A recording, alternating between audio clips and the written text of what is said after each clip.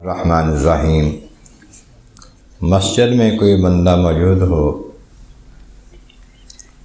اور نماز وہاں ہوتی ہو، اذان ہو جائے تو کوئی ضروری کام، ایسا مسئلہ کوئی عذر نہ ہو تو باہر نہ جائے، نماز پڑھ کے جائے۔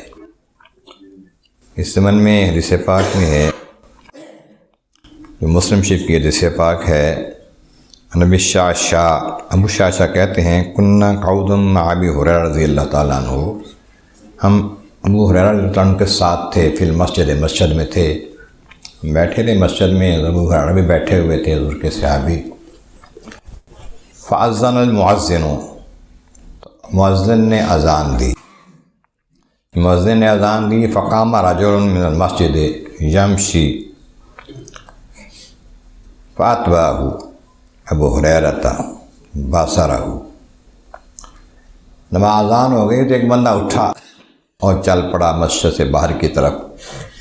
ابو ہریرہ اس کو دیکھتے رہے کہ یہ کیا کر رہا ہے، حتیٰ خرج من المسجد، یہاں تک بندہ مسجد سے باہر چلا گیا۔ اب چلا گیا، وقال ابو ہریرہ رضی اللہ عنہ کہنے لگے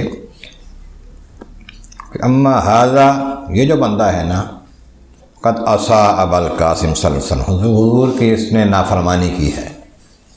حضور کا فرمان جو ہے وہ یہ ہے کہ مسجد سے اذان کے بعد بندہ نہ جائے، تو اگر کوئی عذر نہیں ہے، کوئی مجبوری نہیں ہے، کوئی ایسا ضروری کام نہیں ہے، یا کسی اور جگہ نماز پڑھنے کا پروگرام ضروری نہیں ہے، تو پھر مسجد سے نہ جائے جب تک نماز نہ ہو جائے۔ جس کا مسلم شریف ہے۔ اللہ تعالیٰ محبوب کا سب ہمیں عمل کی توفیق عطا فرمائے۔